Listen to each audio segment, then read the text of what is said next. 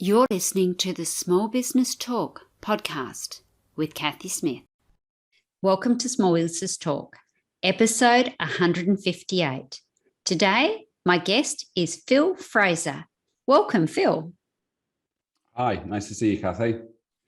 And we're going to be talking about the sales process and learnings from it.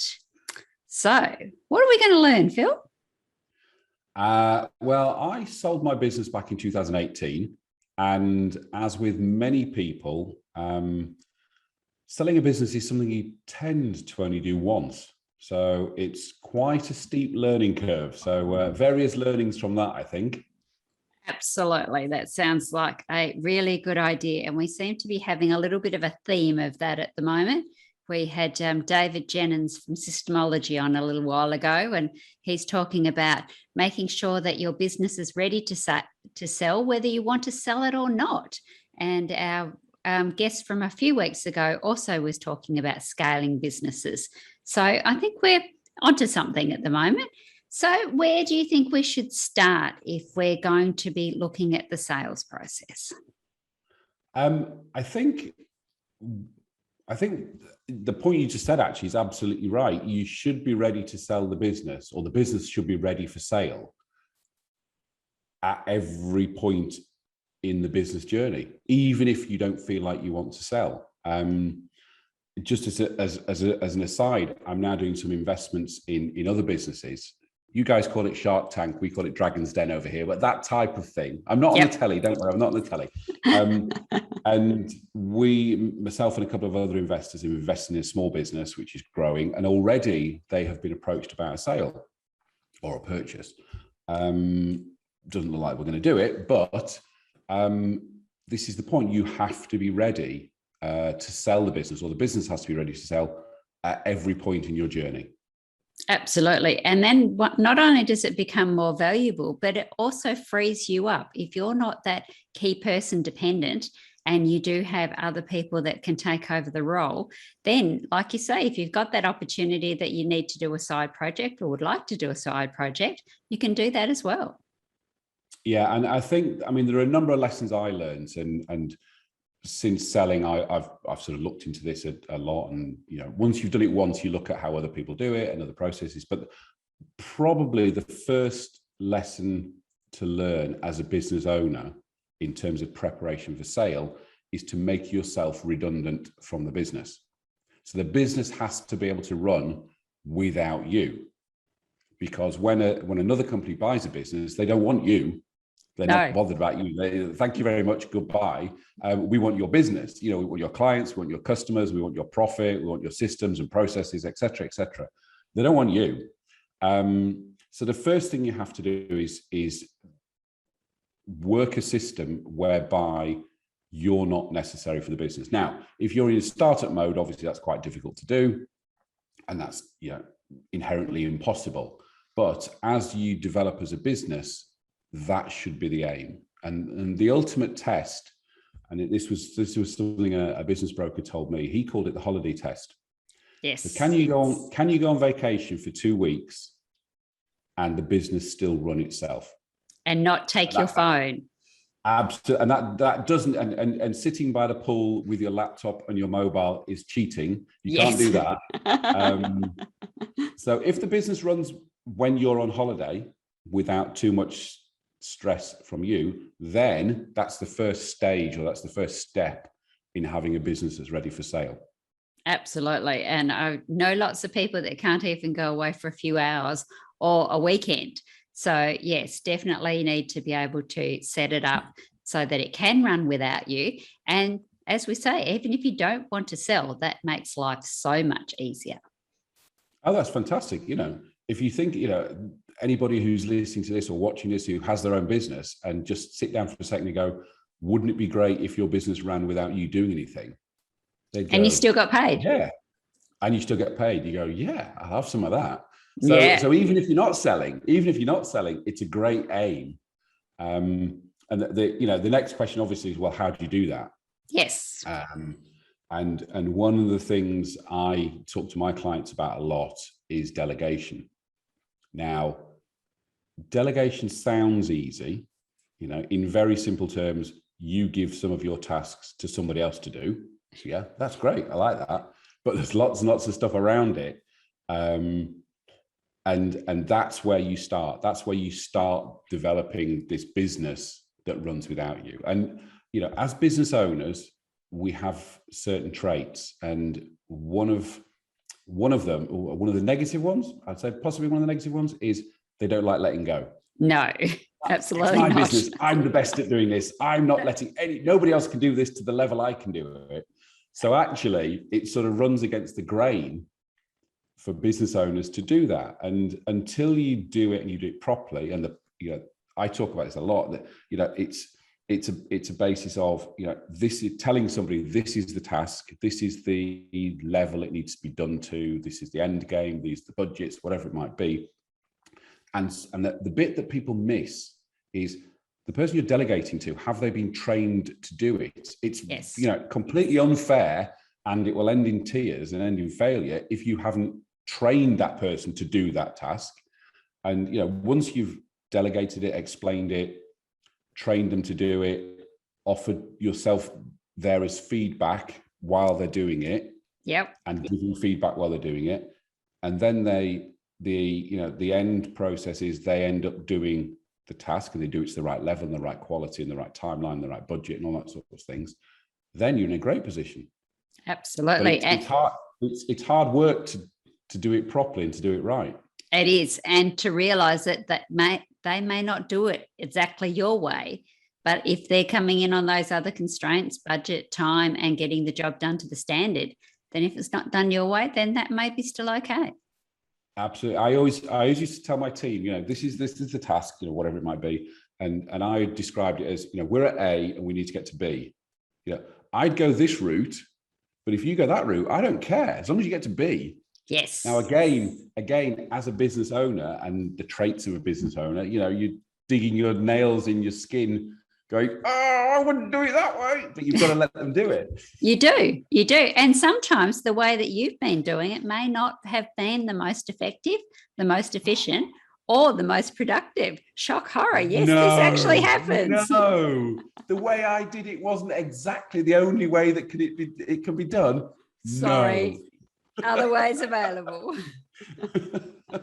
And that's, as I say, it's part of being a business owner. This is the only way it can be done. It's my way. Yes, absolutely. And sometimes we need to realize that is not the case. And for the betterment of the business, sometimes it is better that we don't do some of these tasks. Absolutely. And again, as your business grows and you learn to delegate, one of the things that tends to happen with business owners, and I see this a lot, is when you start a business and you're the only person, you do everything. And as you take on staff and as you delegate, you sort of slice bits, you sort of slice layers off you, and you give tasks to other people, and you end up with the stuff you're left with. Yes. And sometimes that stuff is stuff you shouldn't be doing. Exactly. I ended up, by the time we sold our business, we had, I think it was 12 or 13 staff.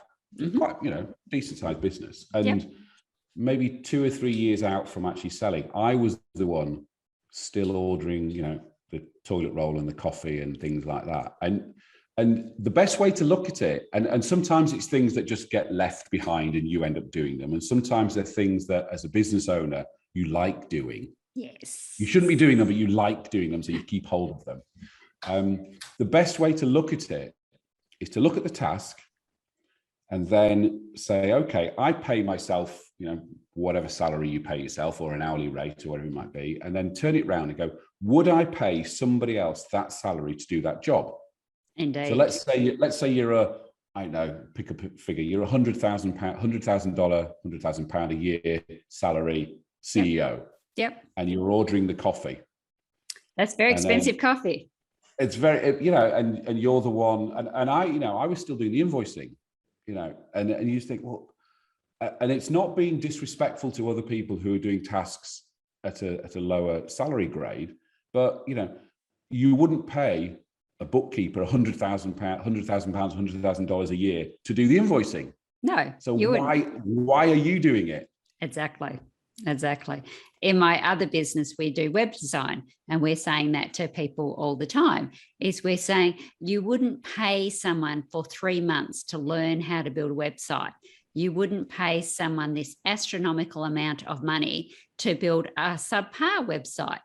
So why are you paying yourself to do that big learning curve, and you get to the end and you haven't done a good job? It's far easier just to pay me to do it properly in the first place. But the thing is, and I know lots of people who are guilty of this, it's great to fiddle around on WordPress building your own website. It's lots of fun. Yes, it's lots of fun, fantastic. But you're a CEO, you aren't a web designer, and your website will be crap. Indeed. And you're probably not even a creative either. So it's really going to be crap. Technically, it's going to be crap. Design-wise, it's going to be crap. The SEO is going to be crap. But you enjoy it and it's your business, so you're going to do it. Yes. So have yourself a little side project and build something for the local soccer club or something like that, not your main business.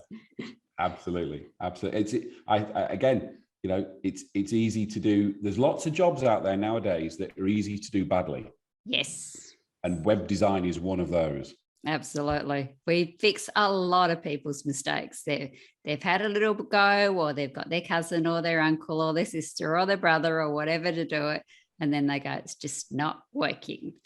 Okay, we can do that. Yeah, absolutely. We do digress slightly. Okay, let's get back on topic. I'm actually guilty of that. See, I can read you. Yeah. All right. So we're thinking about getting our business ready for sale, whether we want to sell it or not. So we've worked out that we need to delegate some tasks and we need to stop doing tasks that we shouldn't be doing. What else should we be doing to streamline our business? Okay. The next thing is there's 2 or 3 things. So, and they're not in any particular order. So the next one is to get all your paperwork and your contracts in place and sorted out. Now, if you've grown a business from zero, and as you go along, and you've maybe got a friend who's a client or a guy down the road who's a client, and it's on a handshake and a drink in the pub, and he always pays 40,000 a year, and we do his work for him, whatever it might be. That doesn't cut it when you sell a business.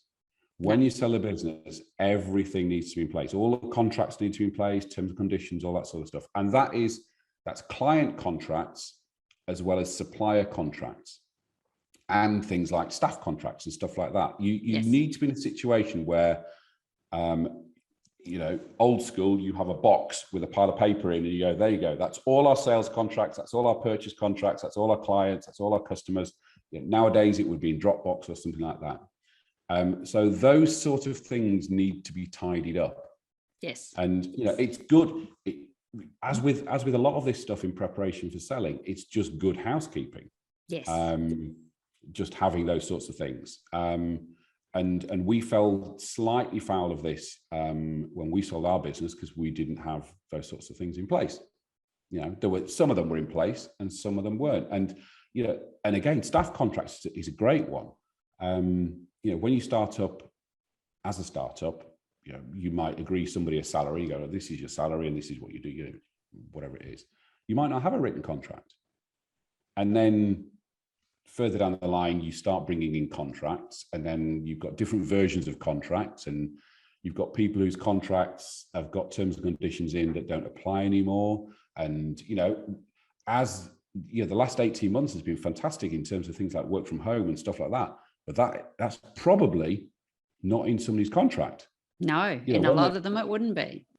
And the business gets sold, and then, Dave, who works for you, says to the new owners, oh, well, Phil said I could do work from home Monday and Friday.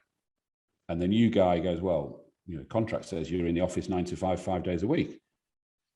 And they're only minor things, but it's that doing the grown-up business things, and contracts is one of those things. Absolutely. And especially with the way things have changed. So not only working from home, but they may have been a part-time person, and now that they're working from home, they can do full-time, or they might have been part-time and now they're doing casual, and the original contract they signed may not be relevant to the work that they're doing now. Yeah. And, and again, things like bonuses. are always a bone of contention. Oh, it's not in the contract, but she gets $1,000 a month as a bonus, or a year, or whatever it might be. And I'm not exactly sure what the rules are in Australia, but in the UK, everything that you have in your, in terms of employment law in the business that's being purchased, basically transfers to the new business. Yes. And that's plus and minus. So the new business goes, well, your contract says you don't get a bonus. You go, oh, well, Phil, verbally we agreed it. And the new business goes, sorry, it's not in the here contract anymore.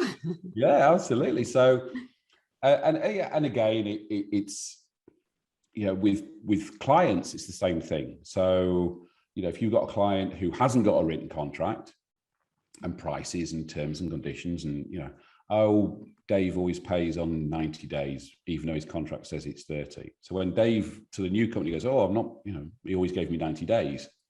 Yeah. Credit control of the new company goes, you got to pay on 30. Yep. 29 would be good. Absolutely. Even better. So yeah, so all of that contractual stuff, get your ducks in a row. Absolutely. Because yes, it will turn around to bite you, and it can be very expensive if you haven't got that sorted. Yep. The next preparation for sale, and again, this is one we really fell foul on, was actually on data and recording stuff and numbers and stuff like that. So again, as a small company, as you grow, and my client base is up to sort of 5 million turnover, so sort of medium-sized businesses, you tend to record data that you need for the business. Yes. So, it might be sales, it might be trends, there's all sorts of stuff, but you tend to record data and collect data and analyze data that is useful for the business, that you want. What you sometimes don't do is collect data in the format and the analysis that the industry, the larger industry, sort of values businesses on. Yes. So, some of it will be the same and you'll use it, but other times it won't be. So what you need to do is you need to be aware of how or what data the industry uses to evaluate a business. So when we were being purchased, the purchaser said, "Oh, have you got this analysis and that analysis?" It was, I can't remember which one. It was 2 or 3 that are sort of industry standards, but we didn't collect because it wasn't of any commercial use to us. Yes. So what I had to do, and again, this is another thing, obviously during a sale, you don't tell the team what's going on in case it doesn't happen. We had the data in raw form, but we didn't have it in the form or the analysis that they needed. Yeah. So I had to go back 3 years, putting together records and analysis of things we didn't use, but because they wanted them analysed that way, then I could go, well, here's that analysis. Bloody hell, that was hard. I bet it was. and again, you start asking the team, oh, have you got, this analysis for 2016? And quite obviously they go, why do we want that? We never collect it, and B, why would you want it? Yes. So and that was quite a few years ago. I've got work to do today. Yeah. So I was, scrabbling through raw data, trying to put these analyses together because we didn't analyze it the way. So again, it's being aware of the sort of data analysis that the industry uses. And for you, now you might, as a business owner, you might just collect it yourself, put it in a file. You don't have to share it with the team. It sits there, but it's ready when a potential purchaser might ask for it. Absolutely. And it's going to save you a lot of heartache and time scrabbling through old filing cabinets and trying to find hard drives that have been deleted and all of that kind of stuff. Yeah, absolutely. Yep. And then the other key thing I think is, and this is probably more relevant as you get closer to a sale, is actually being aware of market values in your industry, in your sector. So what prices are people paying for businesses in your sector like your size? Now, Okay. I'll give you an example. Somebody comes to you and says, I'll give you $1 million for your business. Woohoo. Woohoo. Now, $1 million is fantastic. Thank you. That's brilliant. However, you don't know whether that's a really good offer or a really bad offer. Yes. Unless you know what's happening in the market. Absolutely. And within that, it's also understanding how businesses are being valued. So Yes. standard valuation is usually a multiple of EBITDA, earnings before interest, tax, depreciation, and amortization. So if you know the industry is working on 3 times EBITDA, and your EBITDA is £1 million, you know your business is worth £3 million. Yes. And that also works backwards. So, if you want to sell for £1 million or $1 million, and again, often people will, the price people want for their business will be number of shareholders times 1 million. Okay. That's always the price they want, because everybody wants to walk away with $1 million or £1 million. Yeah. Yeah. Now, you can work this one way, or you can work this forward or backwards. So you either sit there and go, if there's 3 shareholders and they all own a third of the business, we want $3 million or £3 million for our business. Yep. Fine. Working backwards, if you understand what the market multiples are, you can then get your business to the point where it is worth $3 million. So again, if we're using simple figures, if it's 3 times EBITDA and your EBITDA is $1 million and you all want $1 million, yes, you've got a business that's worth 3 million. But if your business is currently on $500,000, you need to double your business to be able to walk away with $1 million each. Yes. So knowing and understanding the market rates, so how businesses in your sector are being valued and what the average price is, then allows you to know if somebody comes with an offer, whether it's a good offer or not. But the other way around is if you're proactively saying, I want to walk away with $1 million, you know what you've got to do to get your business to be the value of what you want when you walk away. Yes, absolutely. And the other thing where people fall foul of is that they don't get paid what they're worth because they're trying to write it down as tax write-offs and that sort of thing. But of course, when they try to sell it, if you're actually not drawing a salary or a wage, then you don't really have a business. Correct. And that goes all the way back to being able to run the business without you. Yes, you want to run a business and make a profit, but you also want to take some money out of it. That's the whole reason for doing it, is it not? To actually give yourself a salary. Yes. And again, this works all the way back to evaluation of the business value. So as a business purchaser, let's say there's 3 shareholders and they all work 9 to 5, 5 days a week.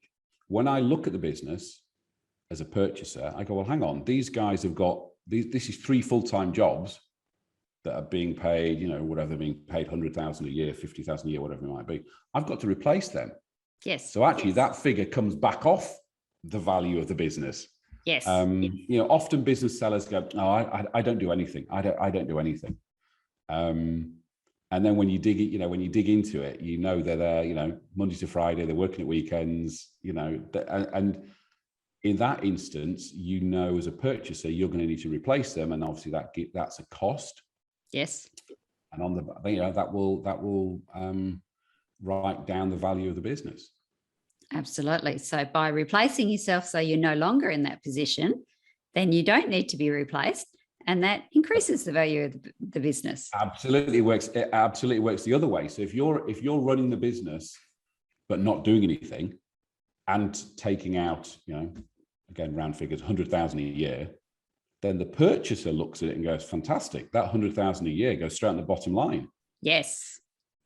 It works the other way. Indeed. So yeah, and then actually, what you will find is there's lots of financial shenanigans about, what gets added back and what's get added on. But one of the things, as you get closer to potentially selling, now you usually wouldn't tell the team or anything like that, but you might tell your accountant, because what you don't want your accountant to do is to be sort of proactively trying to reduce your profit to save on what we call corporation tax. Yep. And you're thinking, oh, great, I've saved a pound on corporate or $1 on corporation tax. What you don't want to do that, because actually you want to make it more profitable. Now, in the short term, yes, you might have to pay more corporation tax, but actually your business looks more valuable to a potential purchaser. So for every pound you save on your corporation tax, you're actually losing, taking a multiple of 3, you're losing £3 or $3 on your sale. So, you just have to make sure your financial tactics, shall we call them, are in line with what you're trying to do. Yes, definitely. So what would you say as a timeline for people if they are thinking that they would like to multiply up their business, or they'd like to get ready to sell it? What's a reasonable timeline that they would need to get all their ducks in a row? I would say being realistic and the way things work, I'd say to do it properly and to do it without rushing, I'd say minimum 6 months to get everything sort of tidied up and all that sort of thing. And again, we haven't mentioned this, but credit control and debt control. What you don't want as a purchaser, you don't want to look at a business and think, well, hang on a minute, they've got $100,000 worth of bills that haven't been paid for 6 months. So how realistic is this that the money's coming in? Because that's a risk to the new purchaser. So you want to be tightening up on getting the money in from, and particularly, most businesses have got slow payers who they know are slow payers, and they'll often say, well, I know he's going to pay, but he's always slow. That doesn't look good trying to sell a business. So again, you need to tidy those sort of things up. And one of the best tests, I think, in terms of is your business ready to sell, is to sit down as a business owner and go, okay, what questions would I ask if I was buying a business, and what would I look at, and what would the red lights be? And then turn that back on your own business and go, okay, somebody who's not paid for 6 months, that's a red flag. Yes, absolutely. The company hasn't got a lot of cash in the bank. Why is that? Now, it might be that you've paid a big dividend, or it might be that you don't need a lot of cash flow. But again, you need to look at your business as a purchaser and go, okay, which bits, where are the alarm bells ringing? And then if you're doing this in preparation to sell, and although you're not selling yet, it gives you time to put those things right. Yes. So maybe you won't pay yourself a dividend for 6 months just to make the bank balance look a bit stronger. Yes. And you'll have a quiet word with that guy who doesn't pay on time and go, look, we're tightening things up. You're going to have to start paying, or at least paying on time. And maybe you put some prices up. Maybe you stop a product line that is a bit of a loss leader. There's ways and means of polishing your business so that when you take it for sale, and the best example, the best parallel is when you sell your house. Yes. You walk in your house and there's a bit of a scratch on the wall, and that door, it's got a big scratch down the middle, or there's a stain in the middle of the carpet, or the front lawn hasn't been mowed for 6 months. When you live there, it's like, I can't be bothered. It's all when you're good. selling your house, I can't see it. No. And when you're selling your house, a lick of paint, a bit of tidying, a bit of chuck the garbage out from the backyard. It's the same sort of thing. So you make your business sale ready with those little bits of tidying and those things. I would say give yourself 6 months. Perfect. So do you have any final notes for our audience if they're looking at selling their business or making sure that it can run without them? I think the key is, the start point is get to a point where you can run the business without you. Perfect. That's going to be the key, because otherwise you haven't got a business to sell. You haven't got any value in the business. Again, take it to the extreme. Let's say you're a self-employed painter and decorator, and there's nothing wrong with painter and decorators, and we all need them. And at the moment, they're really rare because everybody's working on their homes. That guy hasn't really got a business to sell. No, he's just got a job. Business. Yeah, he's got a job. So as a business owner, you want to avoid being that painter decorator that when he goes on holiday, going back to my example, nothing gets painted. No, it just stops for those 2-4 weeks that he takes off, and starts again when he comes back. Correct. So nobody's going to buy that as a business because there isn't a business. He is the business. Yes.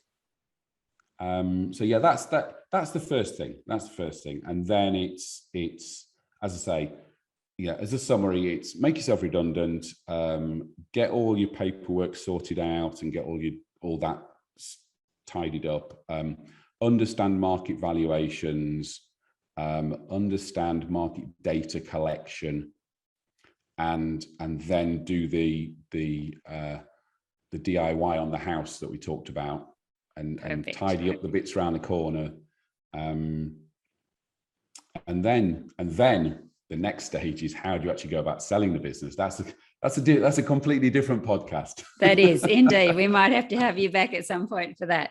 So if people would like to know more about you, Phil, how do they find you? Okay, best place to find me is my website, which is philfraser.co.uk. Fantastic. Don't go to philfraser.com because that's a medieval reenactment costume company. So well, there you go. If you see lots of people with sort of bows and arrows and looking a bit like Robin Hood, that's not my website. You're at the wrong place. So it's philfraser.co.uk. All my contact details are there. I'm on LinkedIn most days, so feel free to connect with me. And anybody who just wants to chat about any aspect of running their own business, that's what I do. My business now is I'm a business sounding board. So I help business owners just to be better business owners. We have a phrase over here, it's lonely at the top. I don't know if you use the same phrase. Yeah. My role is to avoid you being lonely at the top. And, as you've heard, I've been there, done that, got the t-shirt. So whatever problem or whatever issue you've got, I've probably had the same problem or issue. So happy to talk to anybody. Fantastic. So being happy to talk to anybody, you happy to answer 5 final questions? Go on, hit me with it, Cathy. Okay, here we go. What is the best advice you have been given to by a mentor? What's the best advice you've been given? Best advice given? Actually, we had, this is quite funny actually, we had a consultant come into the business, again, towards the end of the process, the business journey. And he basically did a 360 with the whole team and me and whatever he thought, where the business should go and all that sort of thing. And I was told to basically keep my nose out of the business. Ah, very good. Very good. Just the team were basically saying, just let us get on with the job. Don't bother us. Just leave us. If there's a problem, we'll let you know. So I think that was probably the best advice. Excellent. What is the biggest help you've received since starting your business? Goodness me, the biggest help I've received.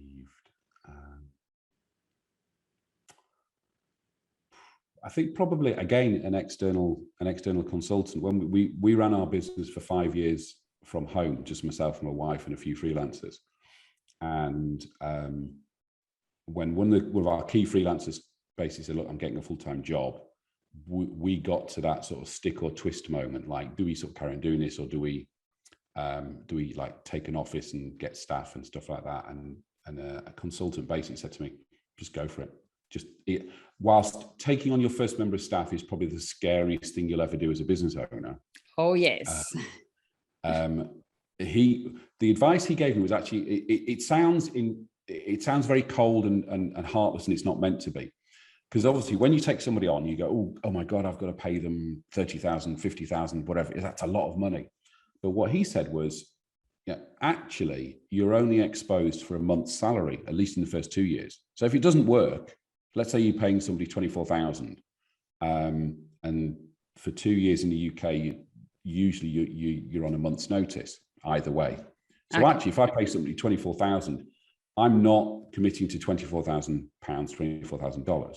I'm actually committing to £2,000 or $2,000. So it just makes it that less scary. Yeah. It's not, as I say, it's not being cold and heartless and saying, you know, I can sack you anytime I want. That's not the point. The point was what looks and feels like the scariest step in the world, because you then start thinking, you know, when it's your own business, you know, if it doesn't work, that's fine, you know, whatever the problem is. When you take staff on, you start thinking, well, I'm responsible for their rent and their mortgage, and oh my God, their kids won't have any food on the table. It's terrible. And you really overplay the whole thing. But You actually, to take that scary thing off, to say, look, you're only exposed for a month's salary. Yeah. That was really, really good advice at the time. Excellent. What is the one thing that you have to do every day, you're non-negotiable?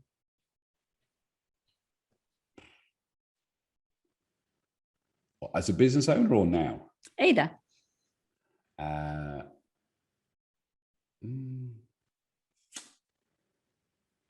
goodness me. I think as a business owner, I think, particularly when you've got a team, is turning up with a big smile and a positive attitude, because that sets the agenda for the rest of the team. You know, if you walk into the office and it's, you know, it's pissing down with rain and you've had a bad night and there's loads of things in your head, you can't carry that into the team. So I think your non-negotiable is you go in with a smile on your face and a positive attitude, because if you don't, that sort of knackers the business for the day. Absolutely. I've been listening to Zig Ziglar, and he said, we've got to stop complaining about the weather. We can't do anything about it, but we can do something about how we react to it. And I think that's very true. Yeah. What is your favorite business book and why? This is an easy one. My favorite business book is 7 Habits of Successful Business People by Stephen Covey. I think that is our most popular one. It is. I've read it. It's funny thing was, I can't remember when I first read it. I don't know, 10, 15 years ago, whatever it was. So I read it, put it down. And then I can't remember why, I sort of picked it back up again and read it again. And as I was reading it, I was thinking, oh, I do that. Oh, I do that as well. And actually, I realized I'd actually started doing stuff from it without realizing I'd done it. But there's so much in there that I've read it 4 or 5 times. I've got it as an audio book. I've listened to it a couple of times. There's just so much in that. And yeah, from my point of view, the start with the end in mind is just the message from that book. And I say this to my clients, you know, I start with, okay, what does perfect look like in a year? Yes. And then we go from there, because then that sets everything. That sets the strategy, it sets where you're going, what you're doing, all that sort of stuff. But his time management stuff, I love that. I've now got a sort of a bastardized version of sort of urgent versus important, and that I use. Sharpen the saw. I'm always listening to podcasts and reading books and stuff. There's just so much in that book. I might pick it up again tomorrow. Sounds good. And what do you wish you had known when you started out? Something I've actually only learned recently, which is the power of building the business by acquisition. Okay.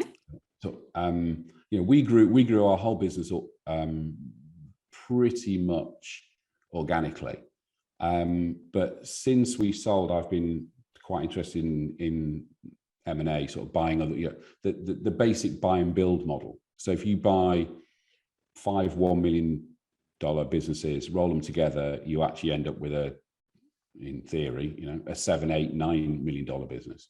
Okay.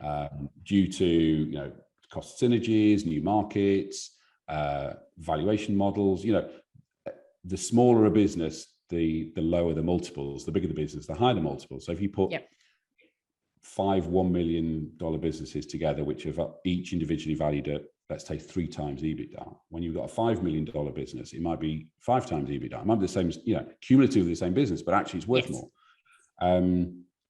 So buy and build is probably, and also purchase models as well. How, you don't have to go, right, I'm buying this business for $1 million. Here's $1 million. Yeah, there are ways and means of not doing it that way. So that sort of stuff, I think, is what I would. And in fact, when we sold our business, our major competitor was up for sale at the same time. And actually, our plan B was we were seriously looking at buying our major competitor anyway. But yeah, that would be the thing I think I probably wish I'd learned or knew more about when we started, was buy and build. Fantastic. Well, thank you so much, Phil. I really appreciate your time and your wisdom. And SBT audience, enjoy your journey. Don't forget to subscribe to Small Business Talk podcast and head on over to smallbusinesstalk.com.au/downloads for all the show notes and links to this episode. Remember, to be great, you must start. Pick one tip from today's episode, take action and implement it. Let's meet again next week at the same time and place. Until then, take action. And SBT community, enjoy your journey.